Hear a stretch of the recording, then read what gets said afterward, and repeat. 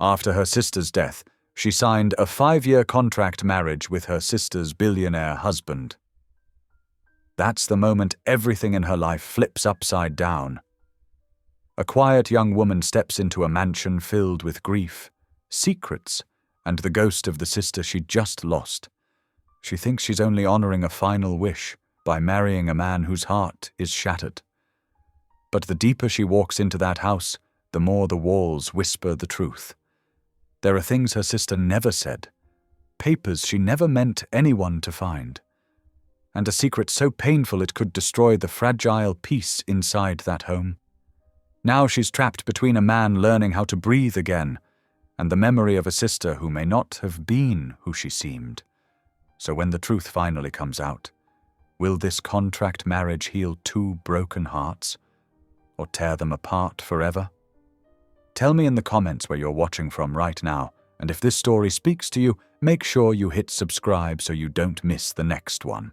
The autumn sunlight filtered through the chapel's stained glass windows, casting soft patches of color across the polished wooden pews.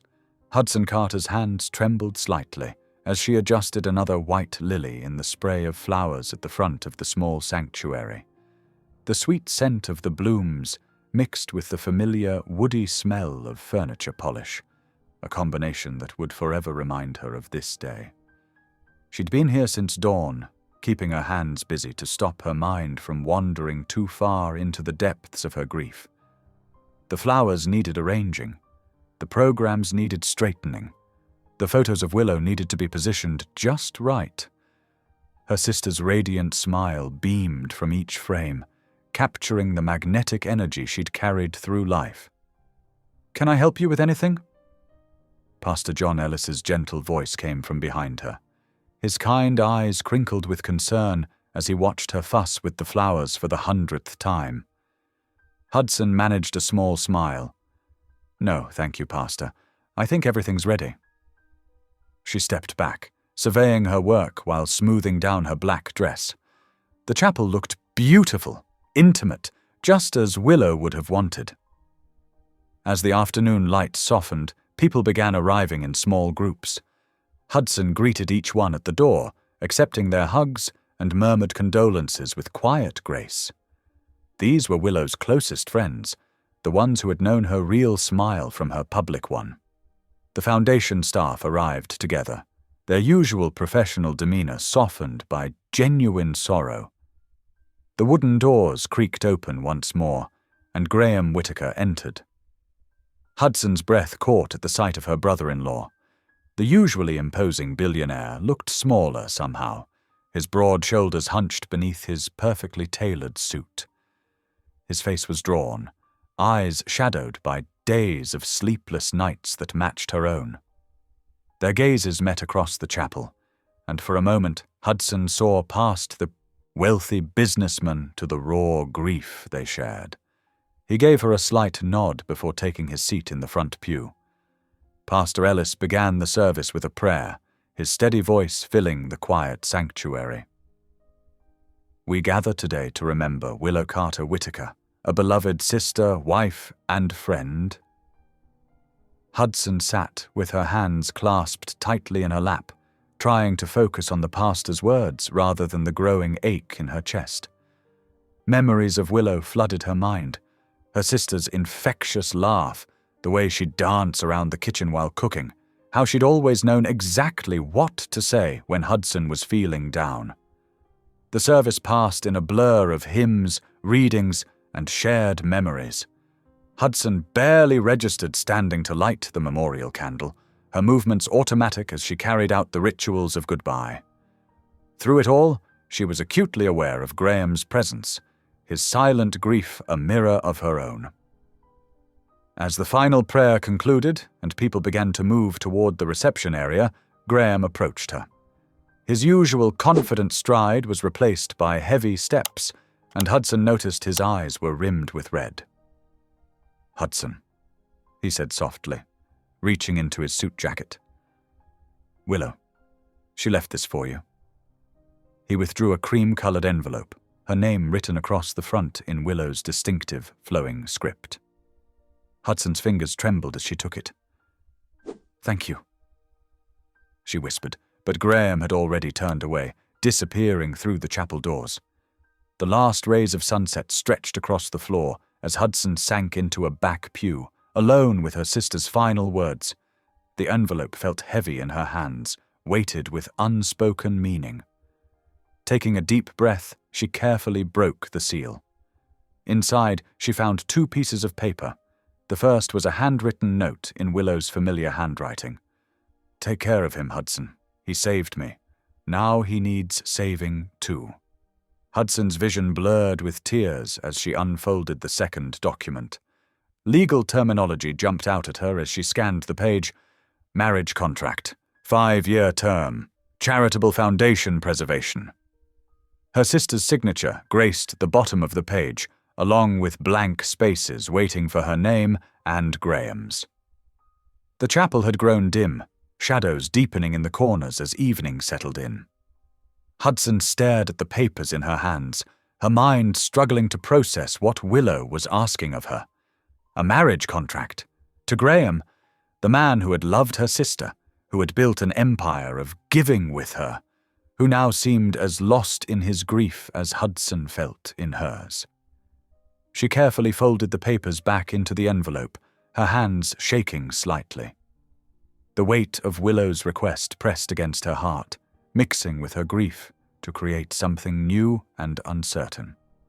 Outside the chapel windows, the last light of day was fading, taking with it the final moments of a life she had known and understood.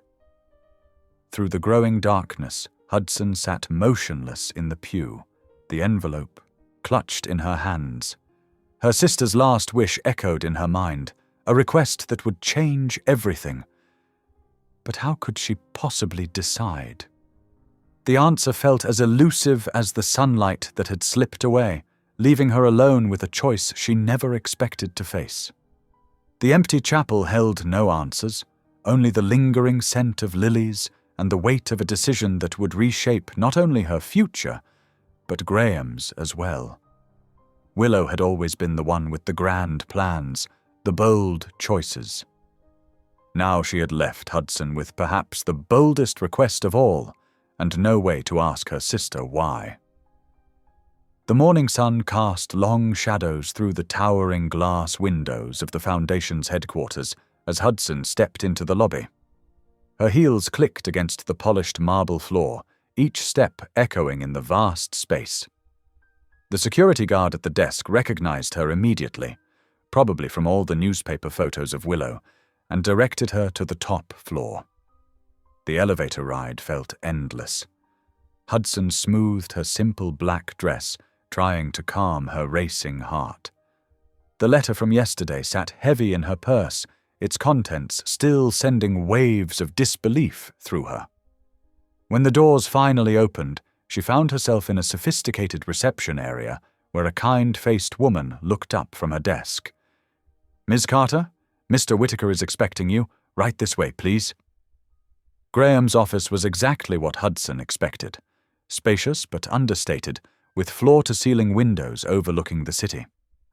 What she hadn't expected was how different Graham looked from yesterday. His suit was still impeccable, but dark circles shadowed his eyes, and his usual commanding presence seemed diminished. He stood when she entered, gesturing to a leather chair across from his desk. "Thank you for coming, Hudson," he said, his voice rough with fatigue. "I imagine you have questions." Hudson sat down carefully, placing her purse in her lap. "I do. The letter.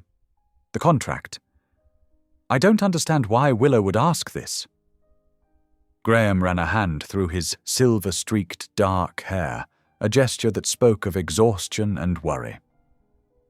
"The Foundation's bylaws are complicated. When Willow and I established it, we structured it around family continuity. It was her idea. She wanted to ensure the mission would stay true to our original vision." He pulled out a thick folder and opened it on his desk. "The short version is that without a spouse in place, the Foundation could face serious challenges. The board might push for restructuring, or worse, dissolution. Everything Willow worked for could be at risk, Hudson's mind flashed to all the times Willow had called her, excited about a new program they were launching or a family they'd helped. Her sister had poured her heart and soul into this place. But marriage? Hudson whispered. For 5 years. I would never pressure you. Graham said quickly, his eyes meeting hers. Yes, it was Willow's dying wish, but this is an enormous ask. I understand if you want nothing to do with it. Hudson stood up, needing to move. Could I see the foundation, the actual programs? Graham nodded, rising from his desk. Of course. They spent the next several hours touring the building. In the children's center, Hudson watched kids getting one-on-one tutoring, their faces bright with achievement. The medical assistance department was processing applications for families who couldn't afford critical treatments. In the job training center, people were learning new skills, hope evident in their determined expressions. Everything bore Willow's touch, from the cheerful murals in the daycare to the comfortable meeting rooms where support groups gathered. Hudson could feel her sister's passion in every detail, every program designed to lift people up. She talked about this place all the time. Hudson said softly as they stood in the rooftop garden Willow had designed. She'd call me late at night, so excited about some new idea or success story. Graham leaned against the railing, looking out over the city. She made it what it is. I provided the resources, but Willow, she gave it its heart. The afternoon sun was warming the planters full of herbs and flowers, another of Willow's projects, providing fresh produce for the Foundation's cooking classes. Hudson touched a fragrant basil leaf, remembering how Willow would bring home armfuls of herbs to experiment with new recipes. What would happen? She asked. Really happen if the Foundation had to close? Graham's jaw tightened. Thousands of people would lose services they depend on. The education programs, medical assistance, job training, all of it would end. The staff, over 200 people, would lose their jobs. But more than that. He paused, emotion crossing his face. We'd lose Willow's legacy. Everything she built here would just disappear. Hudson walked slowly around the garden, her mind working through the impossible choice before her. The weight of responsibility pressed against her chest, mixing with grief and uncertainty. But underneath it all was a quiet voice, Willow's voice, reminding her that sometimes the hardest choices were the most important ones. As the sun began its descent toward the horizon, Hudson turned to face Graham. I'll do it, she said quietly. I'll honor Willow's request. Graham's expression was a complex mixture of relief and conflict. Are you certain? This isn't a small thing you're agreeing to. I know, Hudson replied. But Willow believed in this place, in what it does. I can't let it fall apart if there's something I can do to prevent that. Graham nodded slowly. We should keep it simple. A civil ceremony next week? Just the necessary witnesses and paperwork? Yes, Hudson agreed, her voice steady despite the surreal nature of the conversation. That would be best. They worked out the basic details as the sun set behind the city skyline, casting long shadows across the rooftop garden. Neither of them mentioned the emotional complexity of what they were agreeing to, the strange dance they would have to perform as near strangers becoming legal spouses.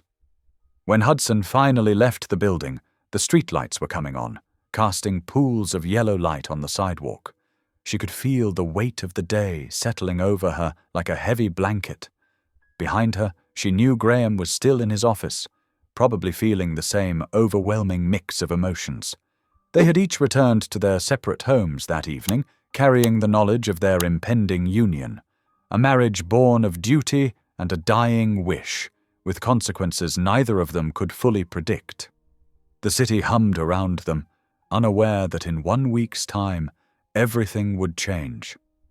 The courthouse loomed before Hudson on that crisp Tuesday morning, its stone facade somehow more imposing than she remembered from her previous visits for jury duty. She smoothed down her navy blue dress, simple but formal enough for the occasion, and tried to steady her trembling hands. Graham waited at the top of the courthouse steps, cutting a sharp figure in his charcoal grey suit. His expression was carefully neutral, but Hudson noticed the slight tension in his shoulders, the way his hands were clasped perhaps a bit too tightly in front of him. "Good morning," he said softly as she approached. "Are you ready?" Hudson managed a small nod. "As ready as I'll ever be, I suppose." They walked through security and navigated the maze of corridors in silence. Their footsteps echoed off the marble floors, joining the distant murmur of voices and closing doors that filled the building. It felt surreal, like a dream where everything moved in slow motion. The judge's chambers were small but dignified, with dark wood paneling and rows of law books lining the walls. 2 court employees stood ready as witnesses, their faces professionally blank. Hudson wondered if they saw many arrangements like this, marriages born of contracts and duty rather than love. The ceremony itself was brief and stripped of any sentiment. The judge's words washed over Hudson in a blur of legal terminology. She focused on keeping her breathing steady, on making sure her voice didn't shake when she said, "I do." When it came time to sign the documents, her eyes lingered on Willow's signature on the contract addendum. Her sister's familiar handwriting made her heart ache. Hudson's hand trembled as she picked up the pen. The metal felt cold between her fingers as she carefully signed her name next to Willow's. The finality of that moment, putting her signature to this life-changing agreement, made her chest tight. Graham's signature followed, his pen moving with the swift confidence of someone used to signing important documents. But Hudson noticed a slight hesitation before he set the pen down, a brief moment where something like uncertainty crossed his face. "Congratulations," the judge said, though his tone suggested he was simply reading from a script. "You are now legally married." There was no kiss, no embrace, just a polite handshake between them as they left the chambers. Hudson twisted the simple gold band on her finger, already feeling like a foreign object. "I thought we might have lunch," Graham suggested as they descended the courthouse steps, "to discuss the logistics of your move." "Yes, that would be helpful," Hudson agreed, grateful for the practical focus. He drove them to a quiet restaurant nearby, the kind of place that catered to business meetings with its private booths and understated decor. Once they were seated and had ordered, Graham pulled out a small notebook. "I've had the East Wing guest suite prepared," he said, his tone businesslike. "It has its own sitting room and bathroom, so you'll have plenty of privacy. There's a separate entrance as well, if you prefer." Hudson nodded, appreciating his thoughtfulness in giving her space. "Thank you. That sounds perfect. Mrs. Reynolds, the housekeeper, will help you get settled. She's been with the family for years and is very discreet." He paused, considering his next words. "I usually have breakfast at 7 o'clock, but please don't feel obligated to join me. The kitchen staff can serve you whenever you prefer." They spent the next hour working out the details of their new arrangement, everything from house keys to security codes to which areas of the estate were private versus shared spaces. Graham was thorough and practical, treating it more like a business merger than a marriage. As their plates were cleared away, Hudson found herself studying her new husband. His face gave away little, but there was a weariness around his eyes that spoke of sleepless nights. She wondered if he was struggling with this as much as she was. "The movers will arrive at your apartment tomorrow at 10 o'clock, Graham said, checking his notebook one last time. "Unless you need them earlier." "No, 10 is fine," Hudson replied. "I should be mostly packed by then." They parted ways outside the restaurant, each heading back to their separate lives for one last evening. Hudson drove to her apartment, the small but cozy space she'd called home for the past 3 years, and faced the half-packed boxes scattered around her living room. The rest of the afternoon and evening blurred together in a haze of packing tape and bubble wrap. Hudson carefully wrapped photo frames and trinkets, each item carrying its own weight of memories. She found herself lingering over certain pieces. The throw blanket Willow had given her last Christmas, the collection of shells they'd gathered on their last beach vacation together. As night fell, Hudson sat cross-legged on her bed, surrounded by boxes labeled in her neat handwriting. The apartment felt different now, as if it was already letting her go. Through her window, she could see the city lights twinkling against the dark sky. Tomorrow, she would wake up, here for the last time, before moving into a mansion with a man who was now her husband, but still felt like a stranger. Sleep proved elusive as Hudson lay in bed, her mind racing with thoughts of what awaited her. The enormity of the change she'd agreed to pressed in on her, making her chest tight with anxiety. She clutched her pillow, trying to find comfort in its familiar softness, while questions tumbled through her mind. How would she fit into Graham's world? What would it be like living in the home he'd shared with Willow? How would they navigate this unusual arrangement day by day? The night stretched on, marked by the gentle ticking of her bedside clock and the distant sounds of the city. Hudson drifted in and out of uneasy sleep, her dreams filled with empty hallways and echoing footsteps. Around her, the half-packed boxes stood like silent sentinels, waiting for morning to come and carry her into her new life. The morning sun cast long shadows across Hudson's apartment as she stood among the packed boxes, her few possessions neatly labeled and ready for transport. At precisely 9:45 in the morning, her phone buzzed with a text from Graham. "The car is on its way." Minutes later, a sleek black sedan pulled up outside. The driver, professional and courteous, helped load her boxes, while Hudson took one last look around her empty apartment.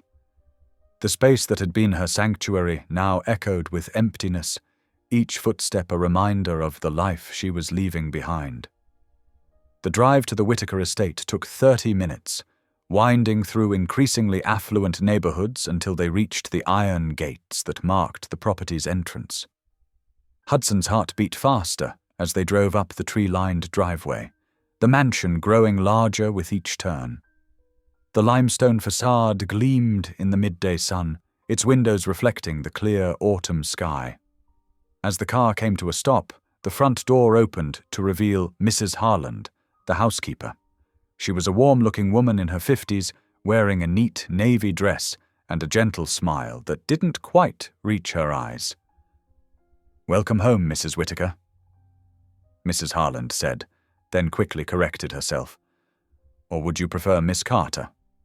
"Hudson is fine," Hudson replied softly, trying not to flinch at hearing Willow's former title applied to her. "Of course, Hudson." Mrs. Harland's smile grew more genuine. "Let me show you to your room while the staff brings in your things." They walked through the grand entrance hall, their footsteps echoing on the marble floor. Hudson tried not to stare at the massive crystal chandelier overhead or the sweeping staircase that curved up to the second floor. Everything spoke of old money and careful preservation. "The east wing is this way," Mrs. Harland explained, leading her down a long corridor. "Mr. Whitaker thought you might appreciate having your own space." The guest suite was larger than Hudson's entire apartment. Sunlight streamed through tall windows that overlooked the garden, illuminating pale blue walls and elegant cream furnishings. A sitting room led to the bedroom, which featured a king-sized bed and a walk-in closet that could have housed all her possessions 3 times over. "The bathroom is through there," Mrs. Harland indicated a door, "and this one leads to your private entrance. Is there anything else you need?" Hudson shook her head, overwhelmed. No, thank you. This is more than enough. Once alone, Hudson began unpacking, trying to make the impersonal space feel more like home. But every time she stepped into the hallway, she found herself confronted by photographs, dozens of them, documenting Graham and Willow's life together. Willow at charity galas, radiant in designer gowns. Willow in the garden, her hands dirty from planting flowers. Willow and Graham on their wedding day, both looking impossibly young and happy. Around 2:00, Hudson heard Graham's footsteps approaching. He appeared in her doorway, his tie loosened and jacket removed, looking slightly less formal than usual. I thought you might like to see some of Willow's favorite places, he offered quietly. Hudson nodded, following him through the house. Their first stop was the art studio, a light-filled room on the 3rd floor, with windows on 3 sides. Unfinished canvases leaned against walls, and dried paint tubes lay scattered across tables. Everything was exactly as Willow had left it. She spent most of her mornings here, Graham said, his voice thick with emotion. Said the light was perfect for painting. They moved on to the gardens, where late autumn flowers still bloomed in carefully tended beds. Graham pointed out the rose bushes Willow had planted herself, and the bench where she liked to read on warm afternoons. The private library was their final stop, a cozy room lined with floor-to-ceiling bookshelves. This was her hideaway, Graham explained. When things got overwhelming, she'd come here to decompress. Hudson ran her fingers along the spines of books, recognizing some of Willow's favorites. The room smelled of leather and old paper, with a hint of the lavender perfume Willow always wore. Their tour ended just as the sun began to set. Graham checked his watch. Dinner will be served at 7 if you'd like to join me. The dining room was formal, with a table that could seat 20, though only 2 places were set. The chef had prepared an elaborate meal, but Hudson found herself merely pushing food around her plate. Across the table, Graham seemed to be doing the same. Their attempts at conversation were stilted and awkward. Every topic felt loaded with potential landmines. Memories of Willow, questions about their new arrangement, the foundation work that had brought them to this point.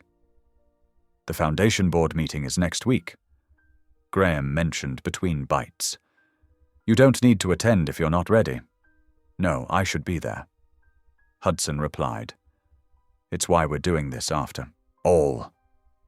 The words hung heavy in the air between them, a reminder of their unusual circumstances.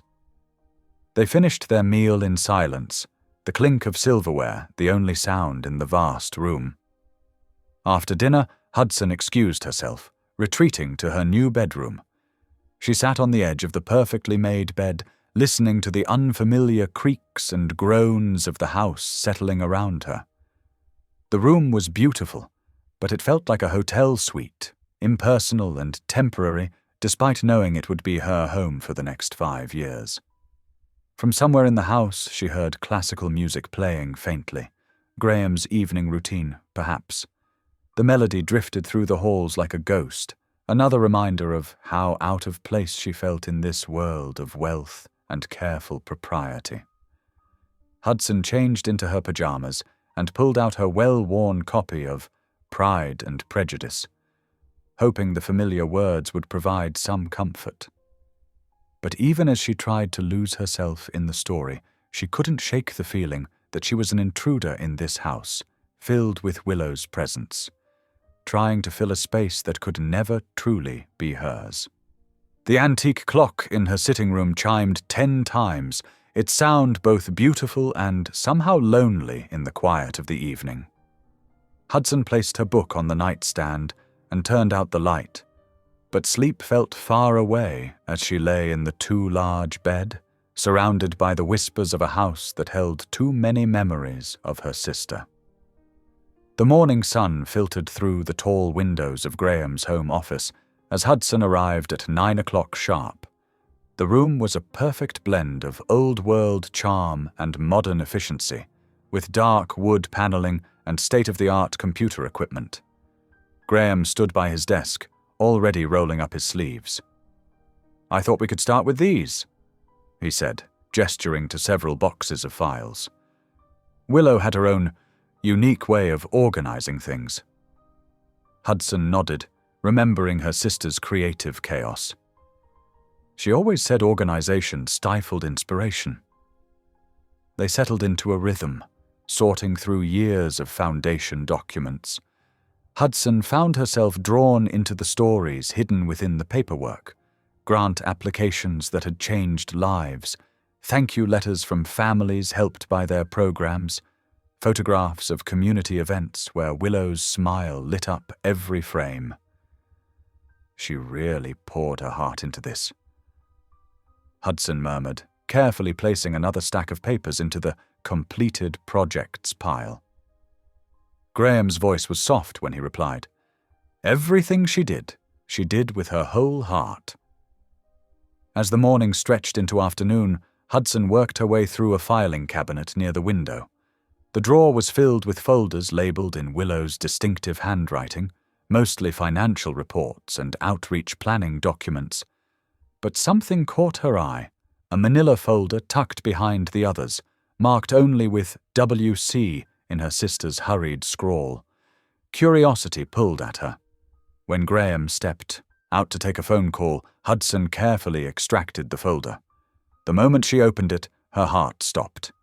Legal letterhead, terms of separation, divorce papers dated just 3 months before Willow's death, never filed but fully drafted.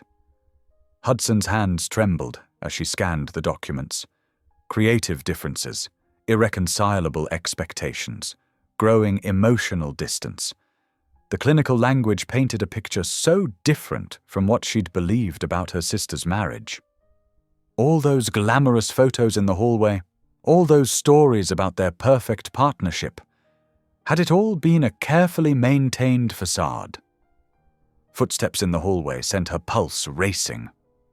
Hudson quickly tucked the folder back where she'd found it, just as Graham returned to the office. Her fingers felt numb, her mind spinning with questions she couldn't voice. "Hudson." Graham's voice cut through her thoughts. "I was thinking, Samuel's coming over for dinner tonight. Would you join us? He's been asking to meet you properly." Hudson forced her voice to remain steady, though her throat felt tight. "Of course. That would be nice." 7 o'clock, Graham suggested, his expression warm but guarded. "Samuel always brings excellent wine." Throughout the afternoon, Hudson struggled to focus on their work. Every time she looked at Graham, she saw new shadows in his expression. What had driven Willow to prepare those papers? Why hadn't she filed them? The questions churned in her mind, making it hard to breathe. At 7 o'clock sharp, Samuel Price arrived. He was tall and distinguished, with kind eyes that crinkled at the corners when he smiled. His handshake was firm and welcoming as Graham made introductions. "Hudson, I've heard so much about you," Samuel said warmly, both from Willow and more recently from Graham. They settled in the formal dining room, where the chef had prepared an elegant meal. Samuel kept the conversation flowing easily, sharing stories about the Foundation's early days and his long friendship with Graham. "Remember that disaster of a fundraiser in 2018? Samuel chuckled, swirling his wine glass. "When the sprinkler system went off in the middle of your speech?" To Hudson's surprise, Graham laughed. A small sound, but genuine. It was the first time she'd heard him laugh since the funeral. The sound made her chest ache, knowing what she'd discovered earlier that day. "Willow said it was divine intervention," Graham recalled, his eyes distant but smiling. "She claimed my speech was putting everyone to sleep anyway." Samuel's presence seemed to soften something in Graham. He spoke more freely, gestured more naturally. Hudson watched him throughout dinner, trying to reconcile this man with the one Willow had apparently considered leaving. After Samuel left, Hudson retreated to her room. She pulled the folder from where she'd hidden it in her bag and slid it beneath her still unpacked suitcase, tucking it between the hard shell and the carpet. The secret felt like a stone in her chest, heavy and cold. Lying in bed, Hudson stared at the ceiling, listening to the distant sound of Graham playing piano somewhere in the house. The melody was melancholic, drifting through the halls like a ghost. She thought about the photos in the hallway, about Graham's faint laugh at dinner, about Willow's last request for Hudson to save him. What had her sister really meant? What kind of saving did Graham need? The answers felt just out of reach, hidden in the pages of those unsigned divorce papers now concealed beneath her suitcase. Hudson rolled onto her side, pulling the covers tight around her shoulders as if they could shield her from the weight of what she'd discovered.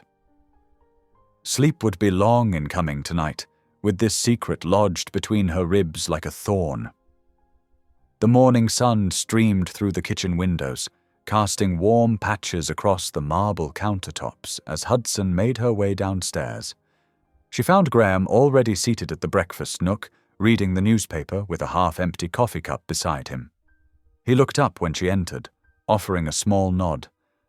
"Good morning," Hudson said softly, settling into the chair across from him. Mrs. Harland had laid out fresh pastries, fruit, and coffee. "Did you sleep well?"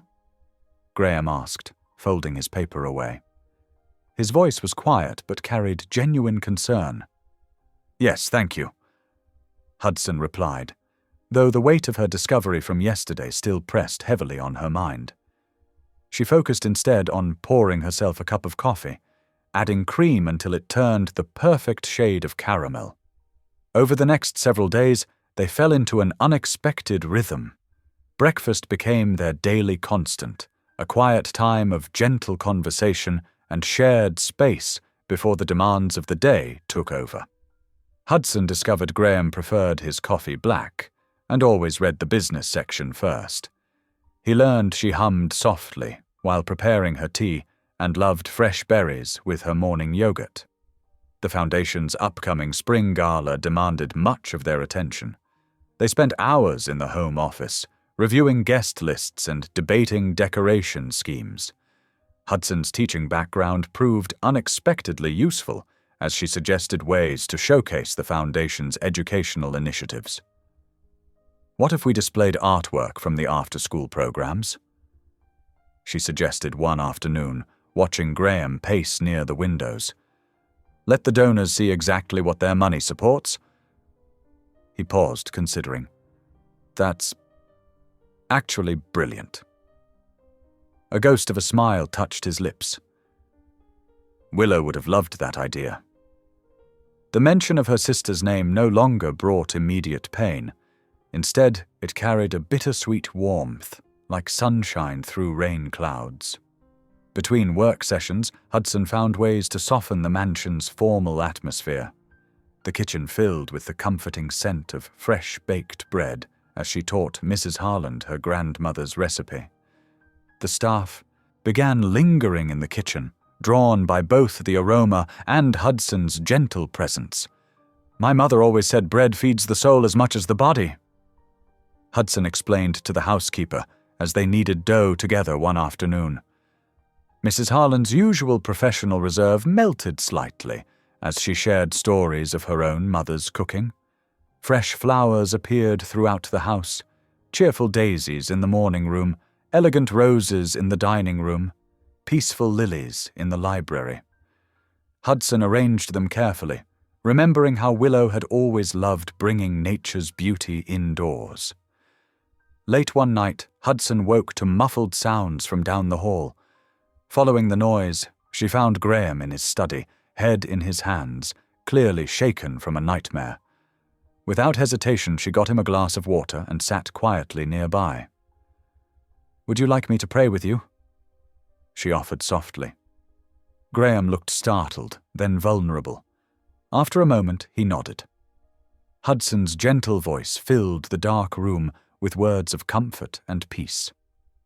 When she finished, the tension had eased from his shoulders. Their evening walks became another cherished routine. They would circle the extensive grounds as sunset painted the sky in watercolor hues, sometimes talking, sometimes walking in comfortable silence. Graham began sharing stories from his childhood, growing up in a small apartment above his father's failing hardware store, working multiple jobs to put himself through college, the early days of building his company from nothing. "I remember counting pennies for bread," he admitted one evening as they passed the rose garden. "Sometimes I still can't believe how different things are now." Hudson listened with deep empathy, beginning to understand the man beneath the billionaire facade. She saw his fears more clearly, too. The pressure of maintaining Willow's legacy, the weight of so many people depending on him, the darkness that sometimes clouded his eyes when memories became too sharp. As the week drew to a close, Hudson realized the massive house no longer felt quite so foreign. Her presence had begun to leave gentle marks, fresh flowers, the lingering scent of baked bread, small touches that made the space feel more like a home than a museum to grief. Returning from their walk one evening, they paused at the library door. Graham turned to her, his expression unusually open. "Thank you," he said quietly, "for making this place feel less empty." Heat rushed to Hudson's cheeks, and she found herself at a loss for words. The sincerity in his voice touched something deep in her heart, making it flutter unexpectedly. "Good night, Graham," she managed finally, her voice soft. "Good night, Hudson," he replied, holding her gaze for a moment longer before turning away. As Hudson prepared for bed that night, she couldn't stop thinking about the way he'd looked at her, like he was truly seeing her for the first time. The warmth in his eyes had stirred something she wasn't ready to examine too closely. Instead, she focused on her nightly routine, trying to ignore the way her heart had skipped when he'd said her name. She moved around her room, hanging up her sweater and arranging her things for the next day, all while carefully avoiding looking at the suitcase where Willow's secret still lay hidden. The divorce papers felt like a shadow in the room, a reminder that there was so much about Graham and Willow's relationship she still didn't understand. But tonight, Hudson pushed those thoughts aside. She chose instead to remember the genuine gratitude in Graham's voice, the way the house felt warmer somehow, less haunted by grief. Small steps forward, she told herself. That's all anyone could ask for. The next 2 days brought subtle but meaningful changes to the rhythm of life at the Whitaker estate. The late September sunshine warmed the gardens, where untamed flowers and overgrown herbs stretched towards the sky, a living reminder of Willow's absence. Hudson stood at the kitchen window early Thursday morning, coffee cup warming her hands as she gazed at the neglected garden beds. She remembered how Willow would spend hours there, finding peace among the growing things. The garden had been her sanctuary. It needs attention, doesn't it? Graham's quiet voice startled her from her thoughts. He'd appeared beside her, his own coffee in hand, looking out at the tangled greenery. Hudson nodded. Would you like help getting it back in order? Something flickered across Graham's face. Pain, gratitude, or perhaps both. Yes, he said softly. I think it's time. They spent the afternoon in the garden, Hudson kneeling in the rich soil while Graham gathered tools and wheelbarrows. The work was therapeutic, pulling weeds, trimming back the chaos, uncovering the structure beneath. Mrs. Harland brought them ice-cold lemonade and watched with approval as they worked side by side. Willow loved these roses, Graham said suddenly, his hands gentle on a climbing rose that had grown wild. She'd spend hours out here, talking to them like they could understand her. Hudson looked up from where she was clearing dead leaves around a lavender bush. Graham's face held that distant look she was beginning to recognize. the one that meant he was lost in memories. She changed, though. He continued, his voice dropping. Toward the end, she stopped coming out here, stopped doing so many things she loved. His shoulders slumped. I should have seen it coming. Should have done more, been more. Maybe if I'd been different. Hudson set down her garden trowel and moved to his side. "Graham," she said gently, "you can't carry that burden. Sometimes people drift away no matter how much we love them." He met her eyes, his own full of pain. "I failed her, Hudson. I wasn't enough to keep her here." "No," Hudson said firmly, resting her dirt-covered hand on his arm. "You gave her everything you could. Sometimes God's plans are different from what we imagine. That doesn't mean we failed." Graham covered her hand with his own, and they stood in silence among the roses Willow had loved. After a moment, he squeezed her fingers gently before returning to his work, but something had shifted between them. As evening approached, they surveyed their progress with satisfaction. The garden looked loved again, though there was still work to be done. Instead of retreating to their usual separate routines, Graham suggested they cook dinner together.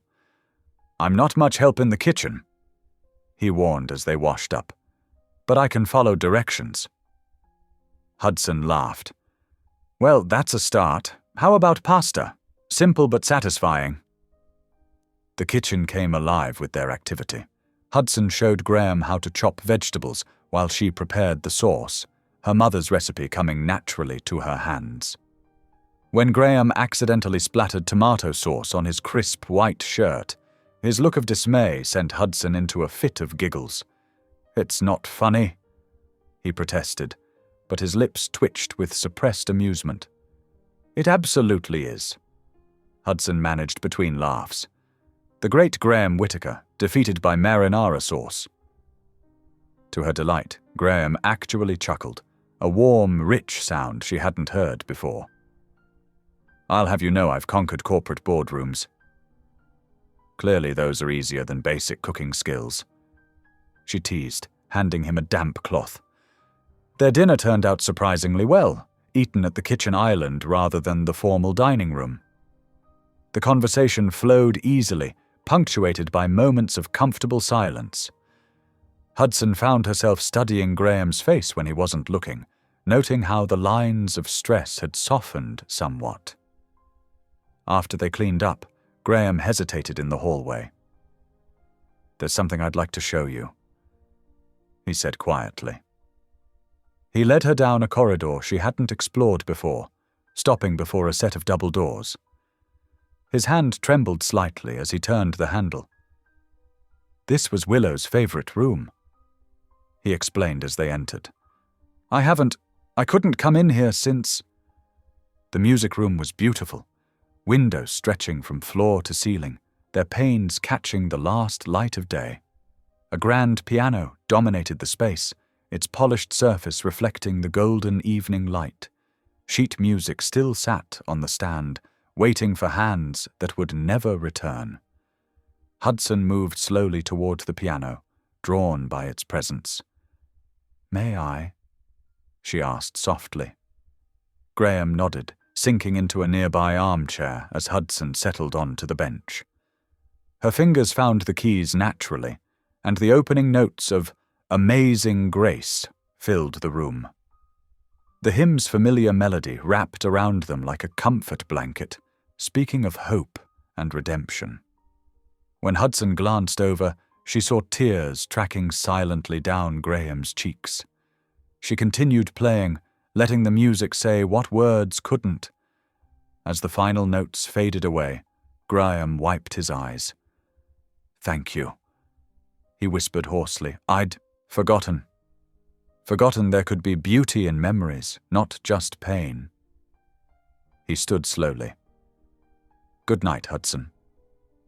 After he left, Hudson remained at the piano, her fingers resting lightly on the keys.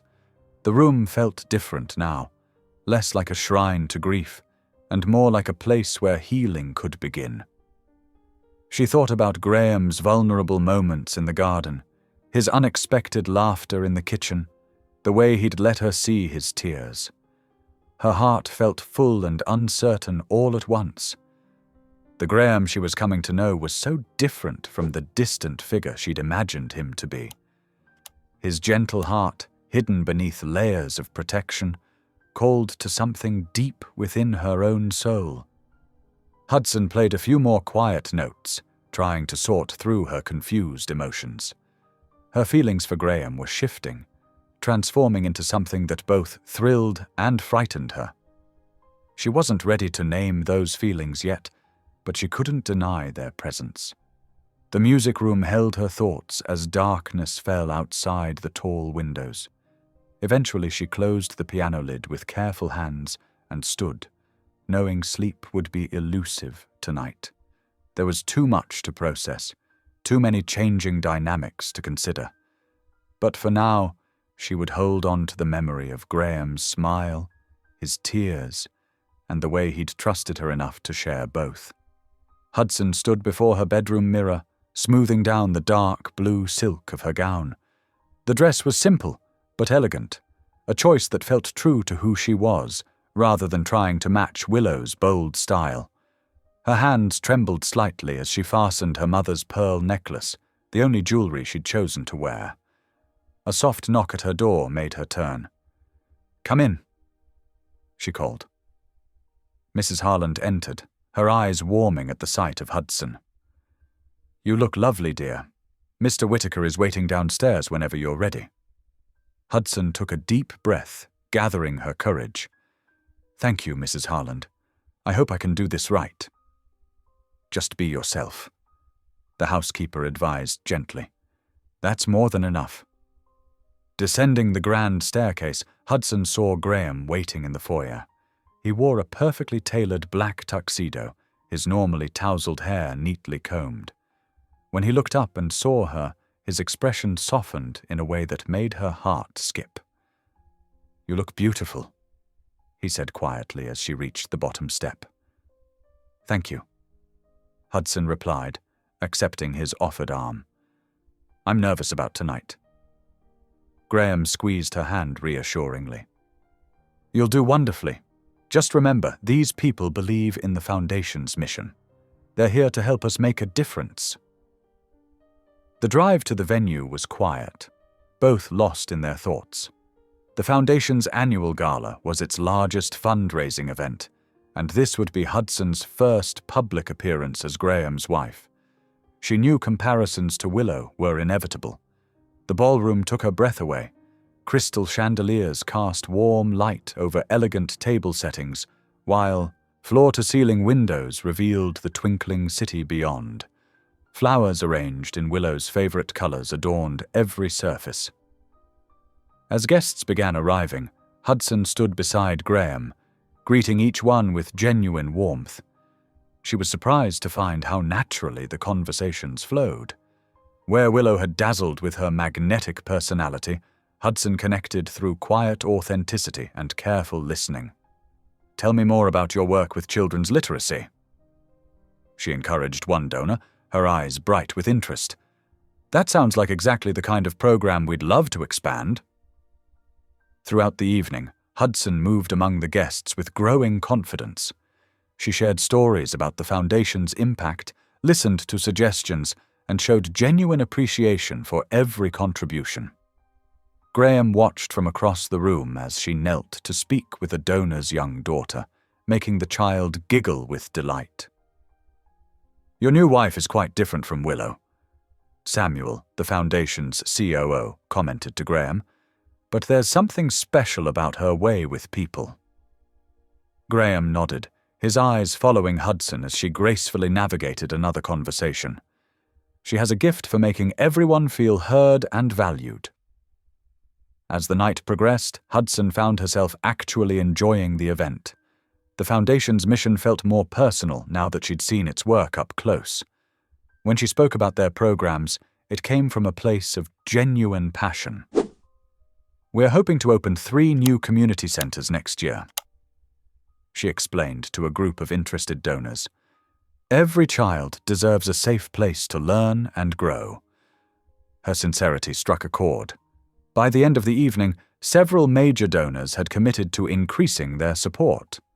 Even more importantly, Hudson felt she'd begun to find her own place within the Foundation's world. As the last guests departed, Hudson's feet ached from hours in heels, but her heart felt full. She had worried about living up to Willow's legacy, but instead found her own way to contribute. "Would you like to sit for a while?" Graham asked as they arrived home, gesturing towards the library. "I'm not quite ready for the evening to end." Hudson nodded, following him into the cozy room. A fire crackled in the hearth, casting dancing shadows on the walls. They settled into the comfortable chairs they'd come to think of as their own over the past weeks. Graham loosened his bow tie and studied Hudson's face in the firelight. "You were amazing tonight," he said softly. "The way you connected with everyone, how genuinely you care about the Foundation's work." Hudson smiled, touched by his words. "It's become important to me. Not just because of Willow's wishes, but because I believe in what we're doing." Graham reached over and gently took her hand. His touch sent warmth spreading through her fingers. "Hudson," he said, his voice thick with emotion. "I need to tell you something. These past weeks, your presence here has brought peace back into my life. Peace I thought I'd lost forever." Hudson's heart thundered in her chest as she met his gaze. "Graham, She paused, gathering courage. "I feel something changing too. Between us. Something I didn't expect." His thumb traced gentle circles on her palm. "I know we came together because of Willow's request, but it's become more than that, hasn't it?" "Yes," Hudson whispered, barely trusting her voice. "I feel it too." They sat in comfortable silence, hands still linked, watching the fire's glow. Neither felt the need to define or label what was growing between them. For now, it was enough to acknowledge its presence. The grandfather clock in the hall chimed 2:00 before they reluctantly parted for the night. As Hudson climbed the stairs to her room, she felt lighter somehow, as if sharing their feelings had lifted a weight she hadn't known she carried. That night, she carefully hung up her gown and placed her mother's pearls in their velvet box. The evening had brought more than just success for the Foundation. It had brought clarity. Something was definitely shifting between her and Graham, something real and unexpected and full of possibility. The morning sun streamed through the kitchen windows as Hudson hummed softly, whisking eggs for breakfast. The familiar scent of coffee filled the air, while bacon sizzled in the pan. These quiet morning routines had become a comfort over the past weeks, bringing warmth to the once cold mansion. Graham sat at the kitchen island, his reading glasses perched on his nose as he reviewed Foundation documents. He glanced up occasionally, a small smile touching his lips at Hudson's gentle presence. "The quarterly reports look promising," he noted, accepting a fresh cup of coffee from her. "Your ideas for the youth mentorship program are already showing results." Hudson felt a flutter of pride as she plated their breakfast. "The children just needed someone to believe in them," she said, sliding his plate in front of him. "Sometimes that's all it takes to make a difference." The peaceful morning stretched into early afternoon. Hudson had just finished arranging fresh flowers in the entryway when the doorbell rang, its sharp chime shattering the tranquil atmosphere. When Hudson opened the door, she found herself face to face with Lydia Morgan. Willow's former friend stood on the doorstep in an expensive designer outfit, her perfectly made-up face wearing an expression of barely concealed disdain. "Well?" Lydia said, her voice dripping with false sweetness. "If it isn't the replacement sister, aren't you going to invite me in?" Hudson's throat tightened, but she forced herself to step aside. "Please, come in, Lydia. It's nice to see you." Lydia's heels clicked against the marble floor as she entered, her critical gaze sweeping over every detail of the foyer. "How quickly you've made yourself at home," she observed, eyeing the fresh flowers. Willow always preferred orchids, you know. These common daisies are so quaint. Before Hudson could respond, Graham emerged from his office. "Lydia," he said, his tone carefully neutral. "This is unexpected." "Graham, darling." Lydia air-kissed his cheeks. "I've been meaning to stop by. To check on you, of course. Shall we have tea?" Minutes later, they sat in the formal living room, an elegant tea service between them. Hudson poured with slightly trembling hands, aware of Lydia's sharp eyes following her every movement. "It must be quite an adjustment," Lydia mused, stirring her tea. "Living in your sister's house, wearing her ring, sleeping down the hall from her husband. Some might call it unseemly, moving in so quickly after her passing." Graham's jaw tightened. "Hudson is here at Willow's request, Lydia, as you well know." "Oh yes, dear Willow's final wish." Lydia's laugh held no warmth. She always did have a flair for the dramatic, didn't she? Even at the end. Hudson's hands clenched in her lap. "Willow was my sister. I loved her very much." "Did you?" Lydia's eyes glittered dangerously. "I was there during her final months, you know, when she needed someone to confide in, when she was struggling with certain decisions."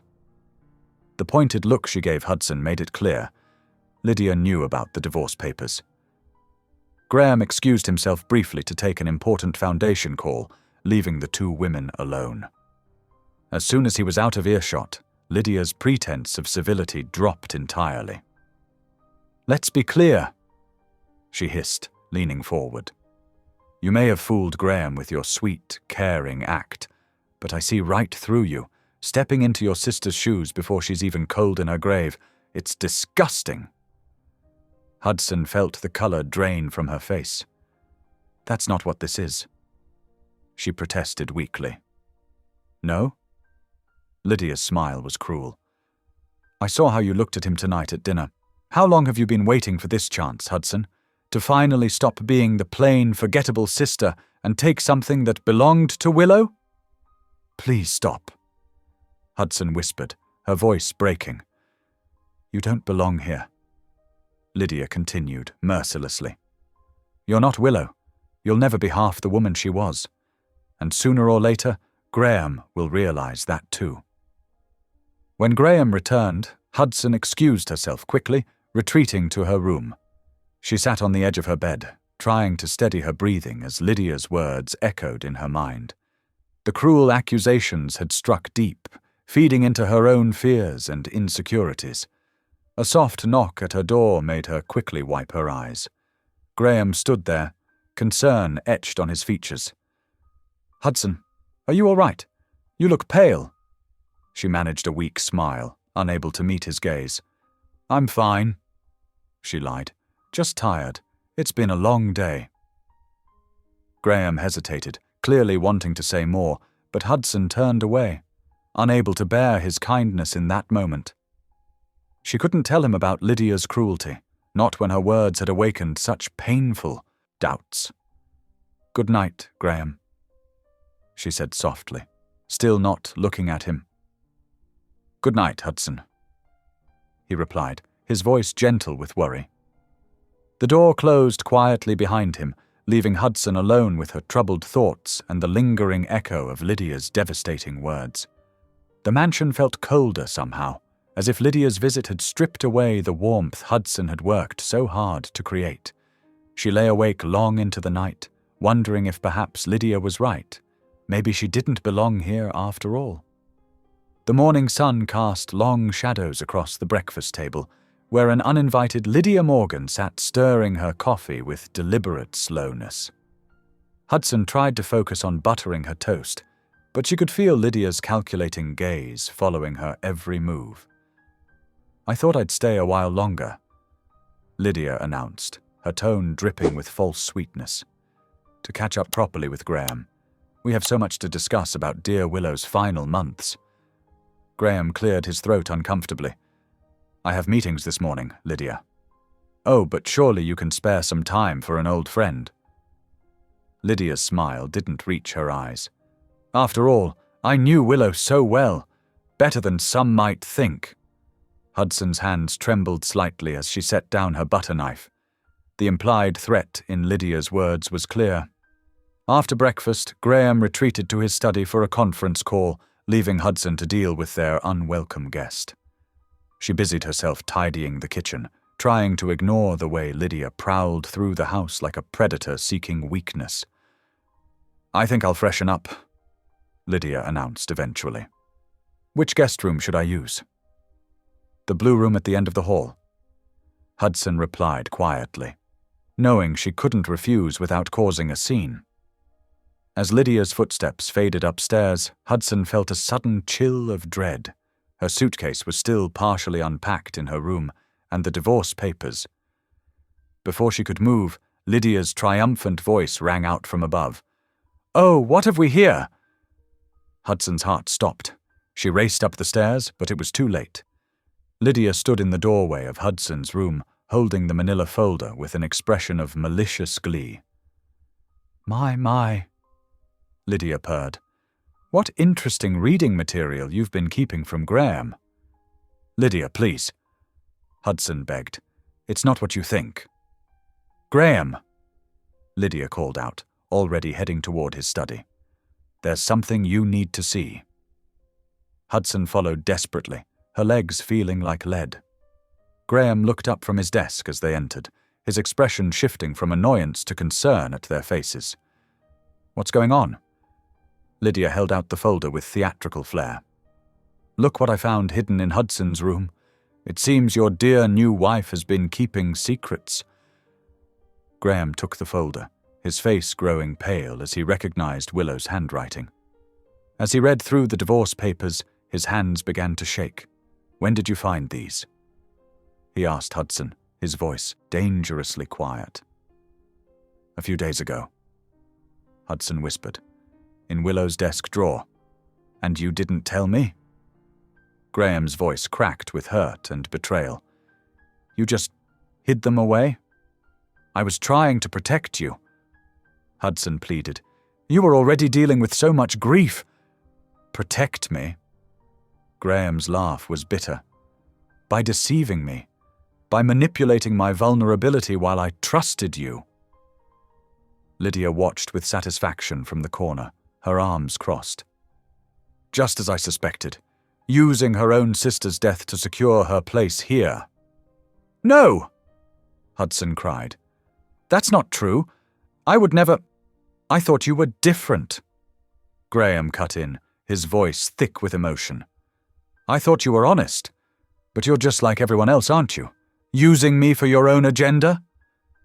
"Graham, please." Hudson's voice broke. "Let me explain. I think you should leave," he said quietly, turning away from her. I can't look at you right now." Hudson stood frozen, tears streaming down her face. Then, moving like a sleepwalker, she returned to her room and began packing her belongings with trembling hands. Outside, dark clouds gathered as she carried her suitcase downstairs. Rain began to fall as she stepped onto the driveway, but she barely noticed. Her chest felt hollow, each breath painful. "I'll have your things sent to you," Graham said from the doorway, his voice distant and cold. Hudson couldn't bring herself to look back at him. She walked through the strengthening rain to her car, each step feeling like it might shatter her completely. The drive back to her apartment passed in a blur of tears and rain-slicked streets. When she finally stumbled through her own door, the familiar sight of her small living room only emphasized how much she'd lost. She collapsed onto her couch, finally allowing the sobs she'd been holding back to overtake her. The sound of rain against her windows provided a steady rhythm to her grief as darkness fell, leaving her alone with the pieces of her broken heart. Mrs. Chen from next door knocked once, concerned by the sounds of crying, but Hudson couldn't bring herself to answer. She lay there as evening deepened into night, her tears eventually running dry, but the ache in her chest only growing stronger. On her coffee table, a framed photo of herself and Willow at the foundation's opening caught her eye. "I'm sorry," she whispered to her sister's smiling face. "I tried. I really tried." The rain continued to pour outside, matching Hudson's desolation as she curled up in the darkness, feeling more alone than she ever had before. Sunlight crept through Hudson's apartment window, casting pale squares on her worn carpet. She hadn't moved from the couch all night, her body stiff and her eyes swollen from crying. The familiar sounds of the city waking up drifted through her thin walls. Car horns, voices on the sidewalk, the rattle of the morning bus. But they felt distant and unreal. With effort, Hudson pushed herself up and shuffled to her tiny kitchen. Her hands shook as she measured coffee grounds into the filter, spilling some onto the counter. The familiar routine felt strange now, like she was moving through someone else's life. While the coffee brewed, she caught her reflection in the window. Puffy eyes, tangled hair, yesterday's clothes wrinkled from sleep. She barely recognized herself. The coffee maker sputtered its last drops as Hudson sank into one of her mismatched kitchen chairs. Steam rose from her favorite blue mug, the one Willow had given her years ago. The sight of it made her chest tighten. "Where did I go wrong?" she whispered to the empty room. Every moment with Graham played through her mind like a movie she couldn't stop. Their awkward first days, the gentle way he'd shown her Willow's garden, their shared laughter in the kitchen, the warmth in his eyes when she played the piano. Each memory felt tainted now, poisoned by her decision to hide those papers. Hudson wrapped her hands around the warm mug, trying to draw comfort from its heat. "I should have told him right away," she said aloud, "the moment I found them." Across town at the Whitaker estate, Graham sat rigid behind his desk, staring unseeing at the foundation report spread before him. He hadn't slept. The divorce papers lay in the center of his desk like a wound, Willow's elegant signature stark against the white paper. When Mrs. Harland knocked softly with his morning coffee, he didn't respond. She left the cup outside his door with a quiet sigh. It was the third time he'd refused to acknowledge anyone since Hudson's departure. Inside his study, Graham pressed his fingers against his temples. The betrayal felt like a physical ache in his chest. First Willow, planning to leave him without a word. And now Hudson, keeping such a devastating secret while pretending to care. "Mr. Whitaker," Mrs. Harland called through the door around noon. "You need to eat something." "Leave me alone," he managed, his voice rough from disuse. Mrs. Harland stood outside his door for a long moment. Then, instead of returning to the kitchen, she grabbed her car keys and coat. Someone needed to fix this mess, and it clearly wouldn't be either of them. The drive to Hudson's apartment took 20 minutes. Mrs. Harland had only been there once before, when she'd helped Hudson pack for the move to the estate. The building looked even shabbier in the harsh afternoon light. Hudson's eyes widened with surprise when she opened the door. "Mrs. Harland?" "Oh, child," Mrs. Harland said softly, taking in Hudson's tear-stained face. "Let me in. We need to talk." Hudson stepped back wordlessly, gesturing to her small living room.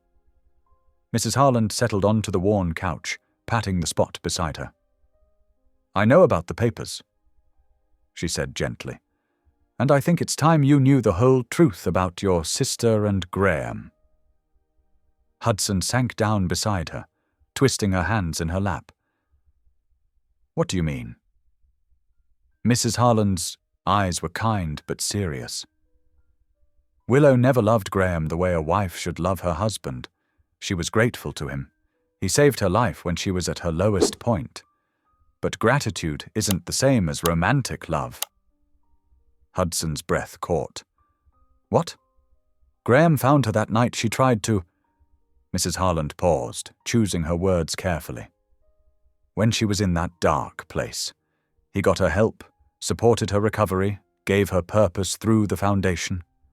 Willow felt she owed him everything. She agreed to marry him out of that gratitude, thinking she could learn to love him properly with time. Tears slid down Hudson's cheeks. She never told me. She was ashamed. Mrs. Harland explained. She knew how much Graham loved her, and she felt trapped by her own inability to return that depth of feeling. Those divorce papers, they weren't about escaping Graham. They were about freeing him to find real love.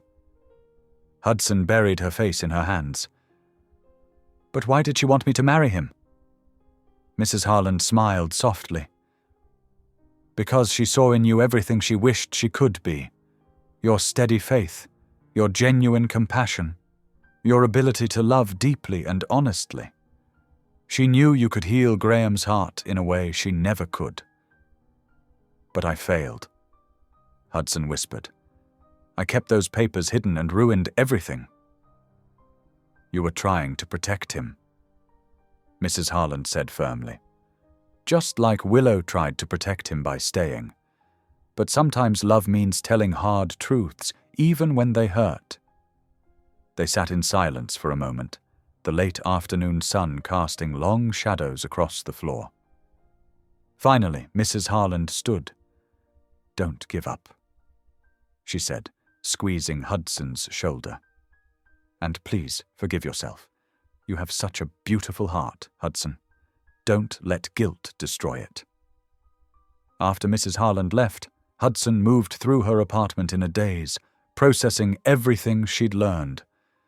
As night fell, she found herself sinking to her knees beside her bed, just as she had done every night since childhood. Lord, she whispered, her voice trembling, I need your wisdom, your clarity, your strength. I don't know what to do with all these truths, but I know you do. Please guide me. Please help me understand.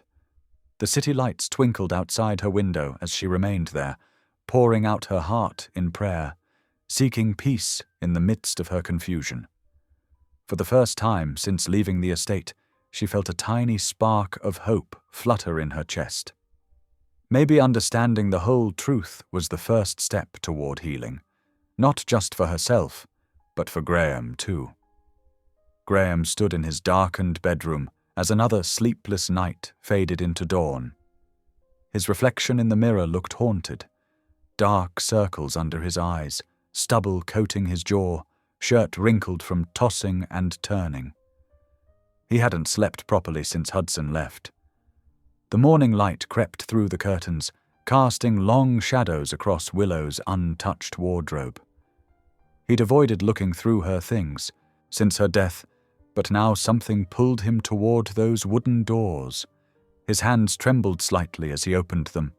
Her clothes still hung there, organized by color just as she'd left them. The familiar scent of her perfume drifted out, making his chest ache. Graham ran his fingers along the soft fabrics, remembering how vibrant she'd looked in each piece. But had that vibrancy been real? Or just another mask she'd worn? At the back of the wardrobe, behind a stack of cashmere sweaters, his hand struck something solid. Graham pulled out a stack of leather-bound journals, their pages stuffed with loose papers and photographs.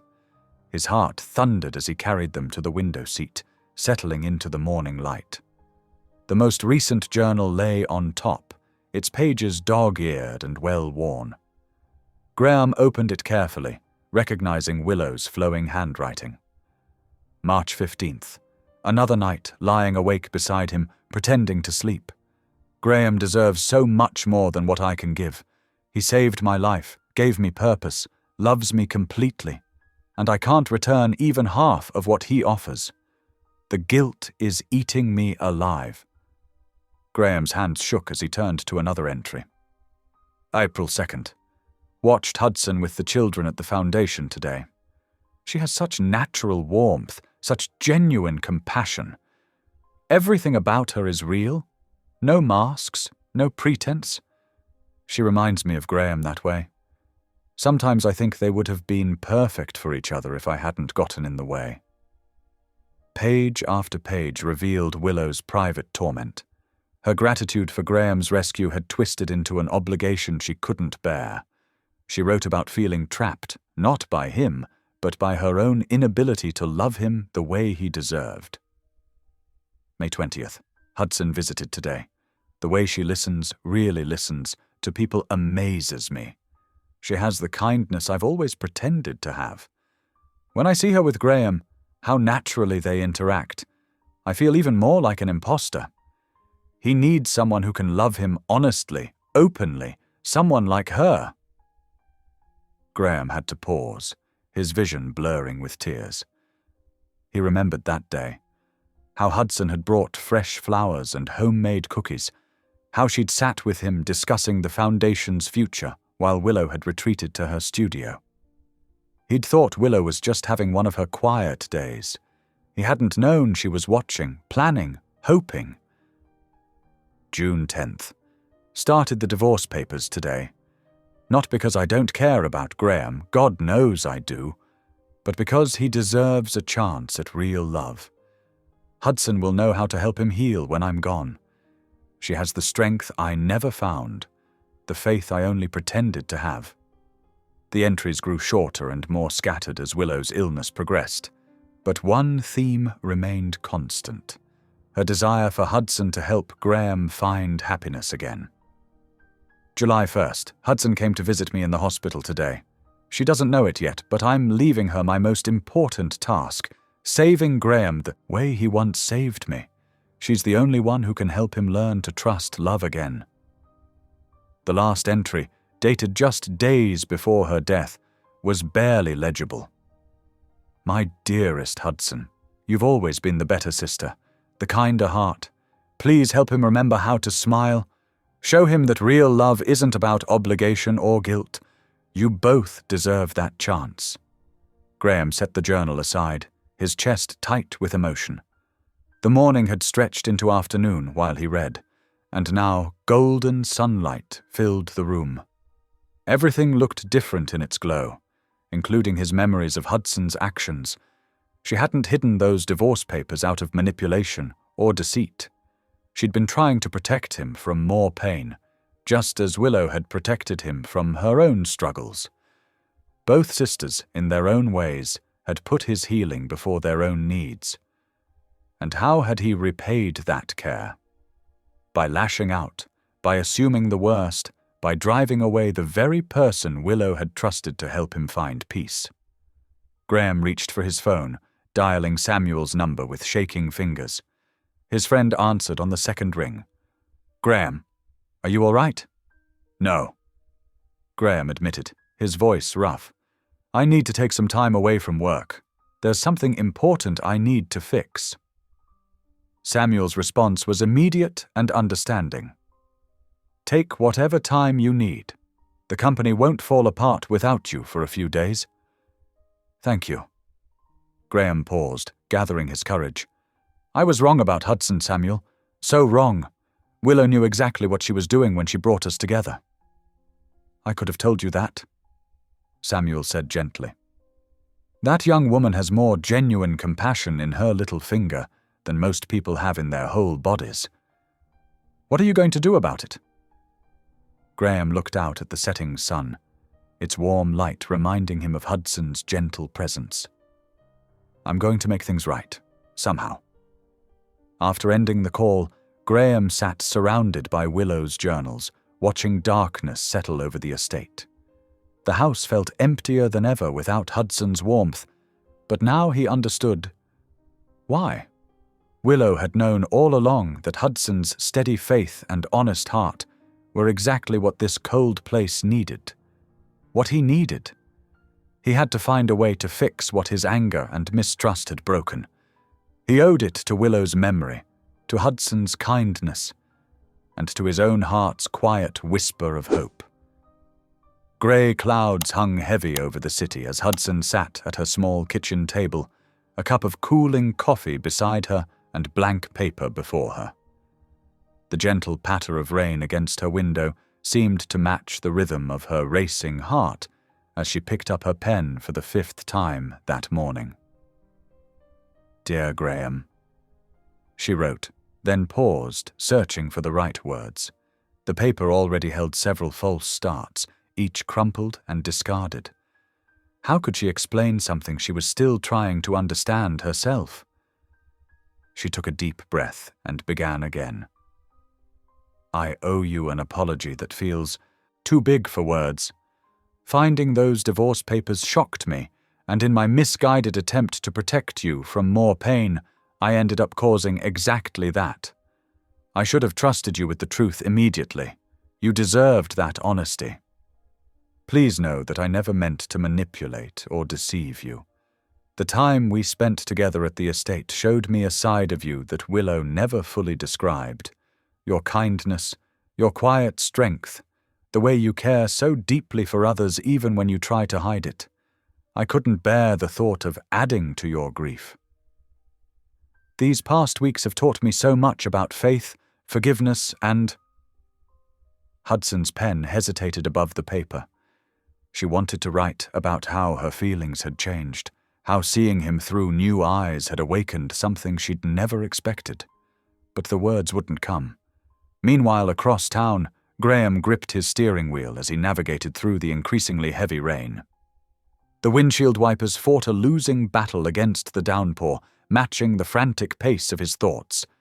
He'd rehearsed what to say at least 20 times since leaving the estate, but nothing felt right. How could he explain that reading Willow's journals had shown him not just the truth about their marriage, but about his own heart? That Hudson's genuine warmth had begun healing wounds he hadn't even acknowledged? A car honked as he barely made it through a yellow light, startling him from his thoughts. The rain was getting worse, reducing visibility to mere feet ahead. Any sensible person would turn back and wait for better weather. But Graham pressed on, knowing that every minute he delayed risked losing his chance to make things right. He practiced again under his breath. "Hudson, I was wrong.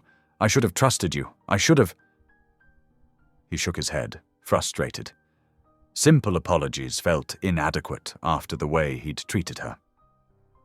Back in her apartment, Hudson set down her pen and walked to the window. The storm had turned the morning nearly as dark as twilight. She pressed her forehead against the cool glass, watching raindrops race down the pane. The letter sat unfinished on her table, much like the conversation she and Graham never got to have. Mrs. Harlan's words from yesterday echoed in her mind.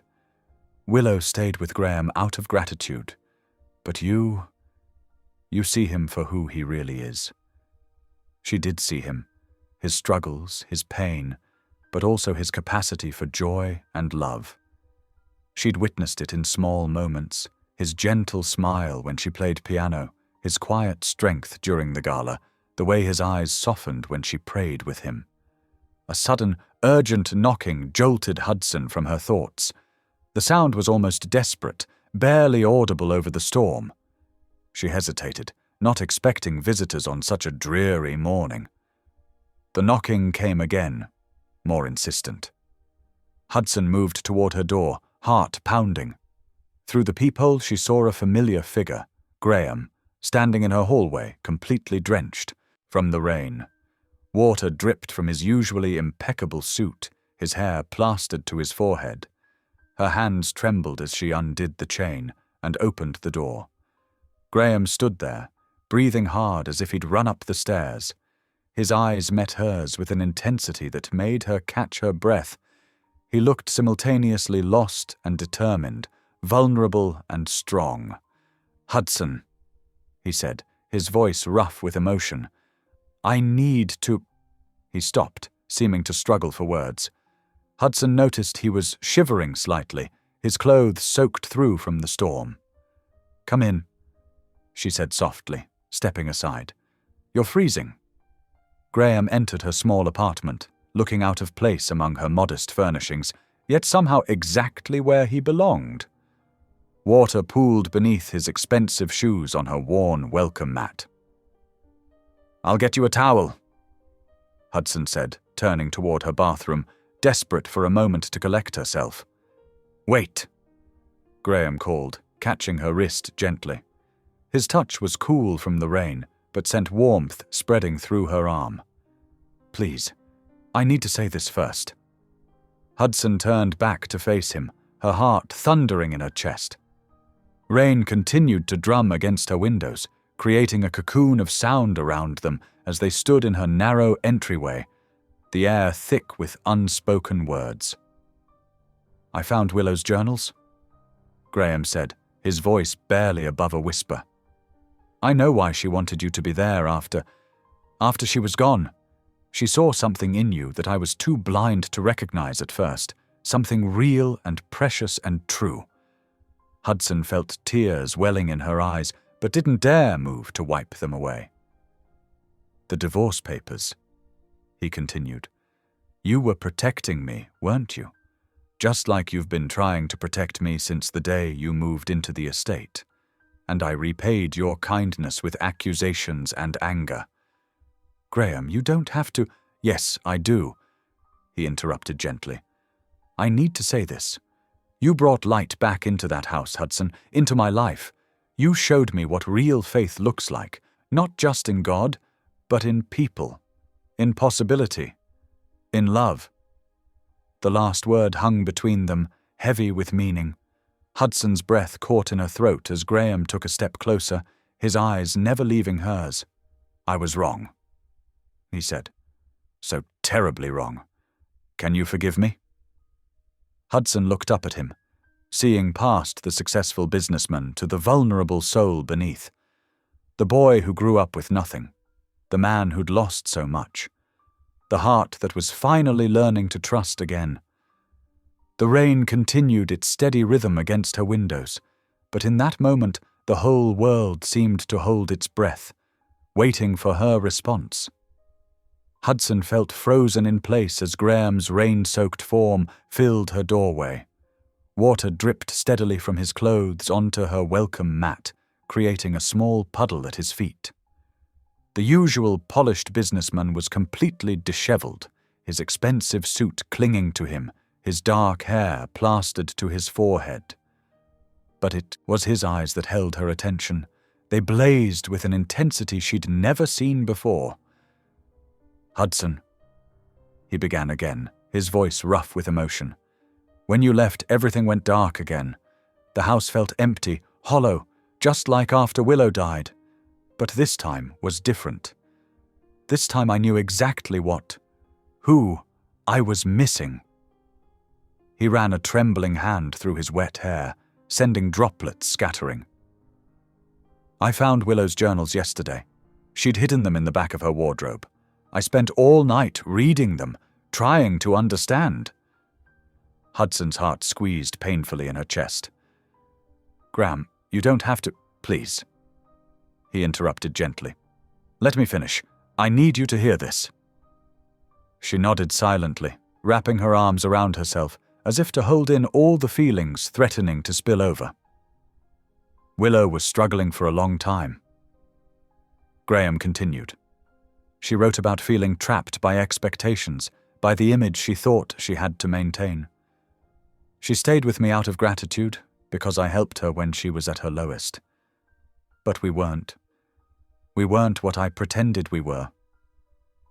His voice cracked slightly. "She wrote about you, Hudson, about how you possessed the kind of genuine compassion she wished she could feel, how you saw people, really saw them, and loved them anyway. She wasn't wrong." Graham took a step closer, water still dripping from his clothes. "When you came to the estate, you didn't try to replace Willow or pretend nothing had changed. You just brought light. You baked bread for the staff. You filled vases with fresh flowers. You sat with me through nightmares and prayed when I couldn't find the words." He reached for her hands, his touch cool and damp from the rain. Hudson's fingers trembled as they met his. "I've been such a fool," he whispered. "When Lydia showed me those divorce papers, I let my pain and fear blind me. Instead of seeing your protection for what it was, an act of love, I accused you of manipulation. Can you ever forgive me?" Tears spilled down Hudson's cheeks as she looked up at him. "I should have told you about the papers," she said softly. "I was just so afraid of causing you more pain. You were finally starting to smile again, to laugh. I couldn't bear to be the one to reopen those wounds." Graham's hands tightened around hers. "You've never caused me pain, Hudson. You've only ever helped heal it." He took a shaky breath. "I need you to know something. What I feel for you, it's not grief or loneliness speaking. It's not obligation or guilt. I've fallen in love with you." Hudson's breath caught in her throat as he continued. "I love your gentle spirit and your quiet strength. I love how you see beauty in simple things and find hope in dark places.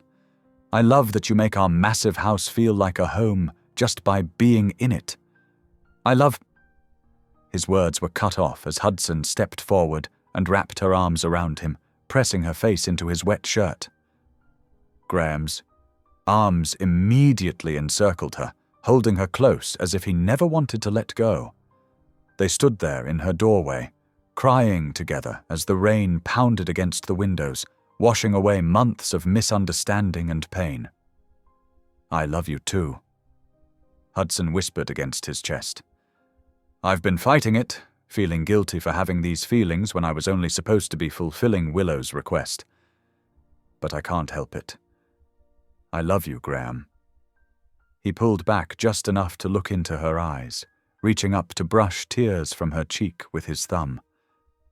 "Then come home," he said softly. "Not because of a contract or a promise to Willow, but because we choose each other.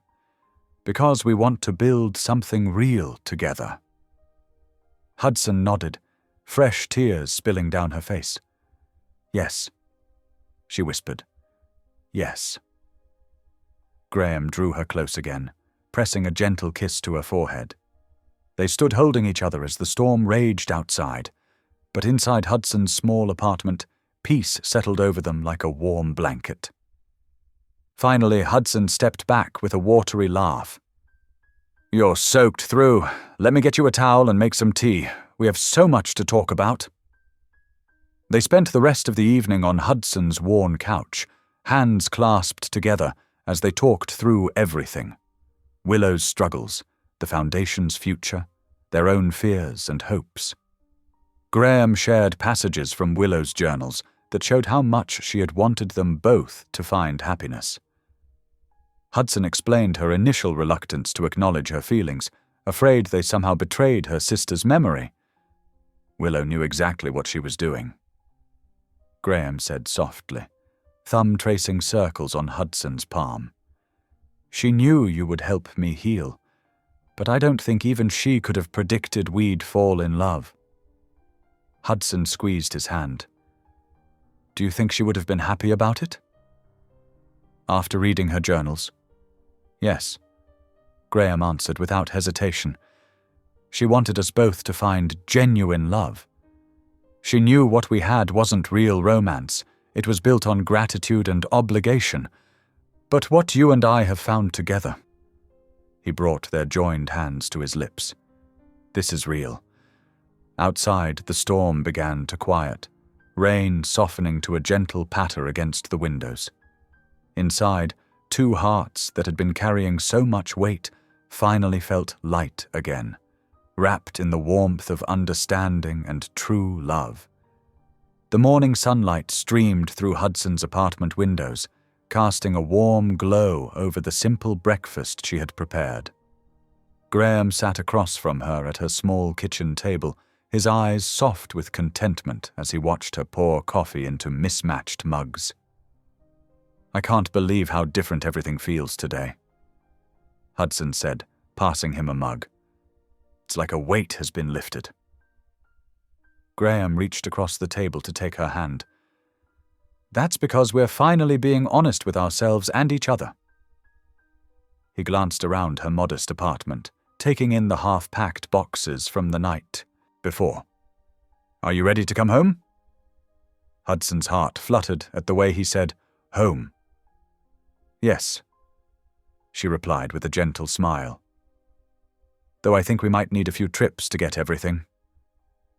They spent the next hour carefully packing Hudson's belongings into boxes. Graham insisted on handling the heavier items himself, while Hudson wrapped her collection of framed family photos in old newspaper. They worked in comfortable silence, occasionally catching each other's eye and sharing warm smiles. As Graham carried the last box down to his car, Hudson took one final look around her apartment. This small space had been her sanctuary during the difficult weeks after leaving the Whitaker estate, but now it felt like closing a chapter rather than an ending. The drive back to the estate was filled with quiet conversation and shared plans. Hudson's hand rested in Graham's as he drove, their fingers intertwined comfortably. When they pulled up to the mansion's circular driveway, Mrs. Harland was already waiting on the front steps. The moment Hudson stepped out of the car, Mrs. Harland hurried forward with tears glistening in her eyes. "Oh, thank heavens!" she exclaimed, pulling Hudson into a tight embrace. "The house hasn't been right without you, dear." Graham watched the emotional reunion with moisture in his own eyes. "She's home to stay this time, Mrs. Harland," he said softly.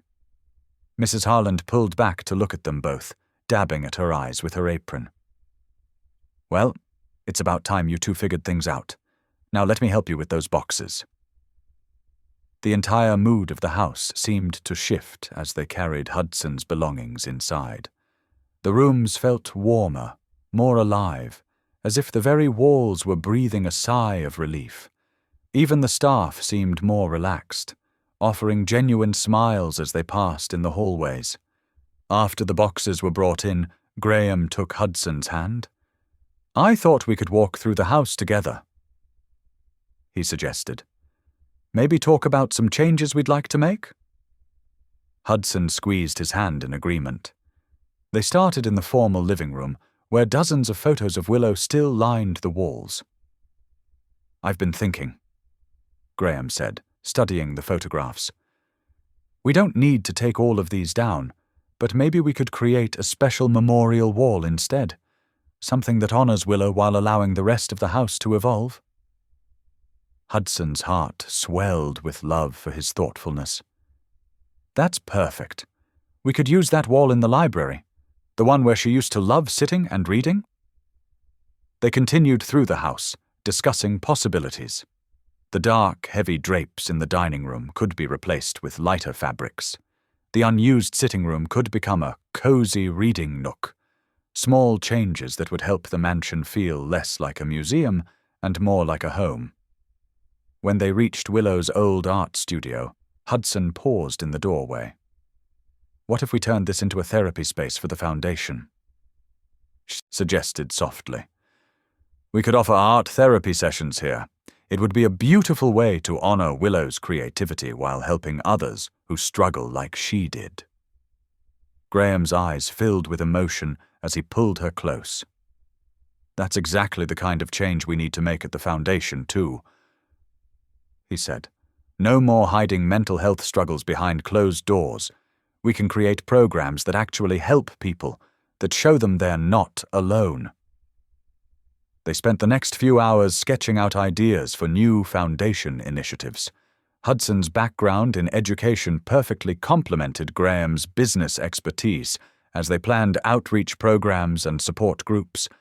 They would maintain all the good work the foundation already did while expanding its mental health services. As evening approached, Mrs. Harland insisted on preparing a special welcome home dinner. The dining room filled with the aroma of Hudson's favorite dishes as they all sat down together, not as employer and staff, but as family. After dinner, Graham walked Hudson to her room. The same room she'd occupied before, but everything felt different now. Instead of closing the door like she had during those first uncertain weeks, she left it open. The simple act felt symbolic somehow. No more barriers, no more distance. Hudson began unpacking her boxes while Graham leaned against the doorframe, watching her with a soft smile. "You know," he said, "someday soon I hope you'll be ready to move into the master suite with me. but I want you to feel completely comfortable here first." She turned to him with grateful eyes. "Thank you for understanding, for everything." He crossed the room to kiss her forehead gently. "Get some rest. Tomorrow we start our new chapter together."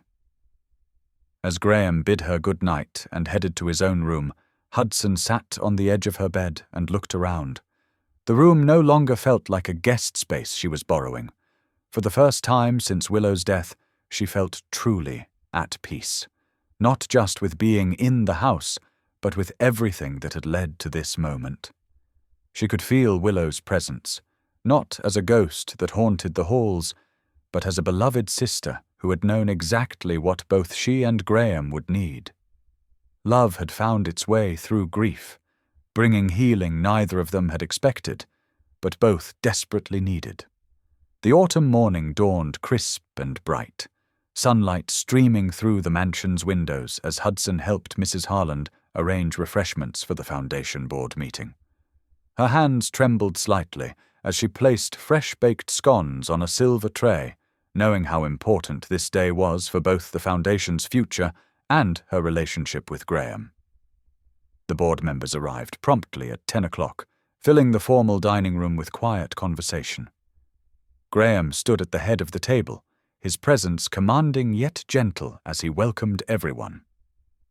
Hudson took a place beside him, her heart swelling with pride as he began to outline their vision. "The foundation has always been about helping others," Graham explained, his voice steady and sure. "But today we want to expand that mission in Willow's memory. We're launching new initiatives focused on mental health counseling, art therapy, and community healing programs." Hudson watched as the board members nodded approvingly, some wiping away tears as Graham described how these programs would help others struggling with the same challenges Willow had faced. The meeting concluded with unanimous support, each member expressing enthusiasm for this new chapter in the Foundation's history. After the last guest departed, Graham took Hudson's hand. "Come with me," he said softly, leading her through the French doors into the garden they'd restored together. The autumn flowers were in full bloom, creating a tapestry of golden yellows and deep purples. In the heart of the garden, surrounded by the beauty they'd brought back to life, Graham turned to face her. His eyes held a warmth that made Hudson's breath catch as he slowly knelt before her. "Hudson," he began, his voice thick with emotion, "I want a lifetime with you, not because Willow asked you to take care of me, but because you've shown me what real love looks like. Will you marry me? Not because of a contract, but because we choose each other?" Tears spilled down Hudson's cheeks as she nodded. "Yes," she whispered. "Yes." Graham stood and pulled her close, kissing her tenderly. Then, hand in hand, they walked through their sunlit garden, their steps light with the joy of beginning a new life together, one built not on grief, but on faith, compassion, and the healing power of second chances. Thank you for being here. If something in this story stayed with you, I'd love to see you again. Subscribe. And tomorrow I'll bring you another story crafted with heart.